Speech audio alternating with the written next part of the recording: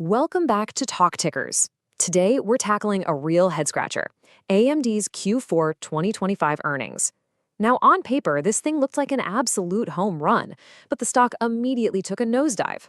So what gives? Let's figure it out. Okay, so let's just start with the headline numbers, right? On the surface, this was a massive success.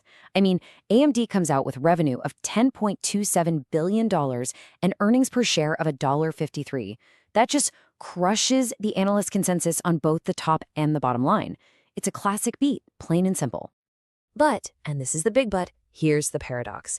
Despite those fantastic-looking numbers, the market's reaction was, well, it was brutal. Swift and super negative. The stock just got hammered in after-hours trading, dropping around 7.5%. Ouch. So that brings us to the key question we're going to unpack today. You have a beat and raise quarter, and investors hit the sell button. Why? What did the market see that wasn't obvious in those headline numbers? All right, let's dive in. All right, here's how we're going to break this down. First, we'll look at that headline beat. Then, we'll get into the real meat of it, the question of quality. After that, it's all about the guidance and what the analysts were asking. Then, we'll put the market's verdict into perspective, and we'll finish up with our signature trade idea in the next call. Okay, section 1, the headline beat. Let's start with what looked so good on the surface. So, CEO Lisa Su was out there calling 2025 a defining year. And hey, you can see why. Revenue shot up 34% year over year. The data center segment, and this is the one everyone is watching, it's the key growth story, it actually accelerated to 39% growth, hitting a record $5.4 billion.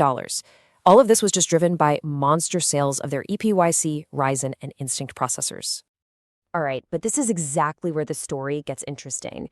This is where smart investors started to, peel back the layers of the onion and ask some tough questions about the quality and, maybe more importantly, the sustainability of this earnings beat. So the first big red flag, it's all about where that extra revenue actually came from. If you look at the $600 million beat, a huge chunk of it, we're talking about $390 million, was from these big one-off sales to China. Now, with all the uncertainty around export controls, the market looked at that and said, hold on, that's not sustainable growth. That's a low-quality, non-repeatable bump. And that's a problem.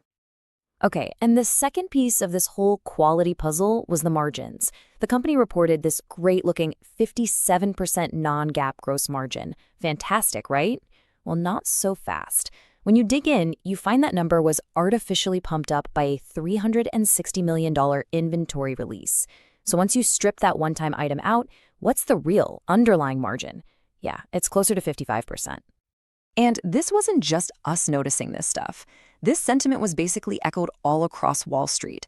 You had analysts like this one from Susquehanna pointing out that, hey, once you account for these one-off items, this beat is just far less substantial than it looked at first glance.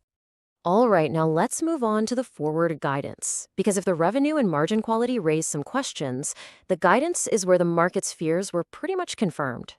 And yep, the guidance basically confirmed everything. AMD projected a sequential step down in revenue to about $9.8 billion. They guided gross margins right back to that real 55% level we just talked about.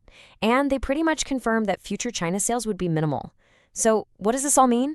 It's basically an admission that the Q4 beat was a one-off, and it keeps that uncomfortable spotlight shining right on the margin gap between them and their big rival, NVIDIA.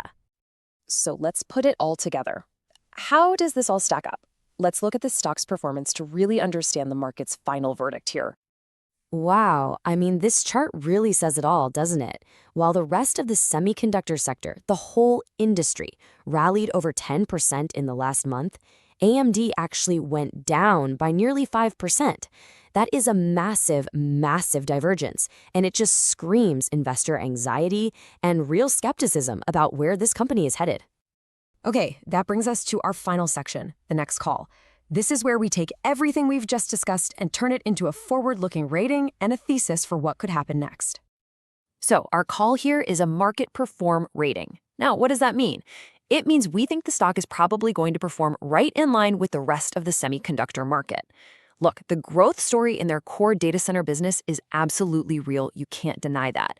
But the stock is just being weighed down by all these overhangs we talked about. Before Wall Street is willing to bid the stock higher, they need to see proof that the AI growth is durable, not just a one-off, and that their margins can really hold up against the competition. So for our outrageous but plausible trade idea, here's the thesis. We think investor skepticism is going to cap the stock's upside for a little while, at least until the next earnings call. So if you believe that, one structure to consider is something called a bearish risk reversal.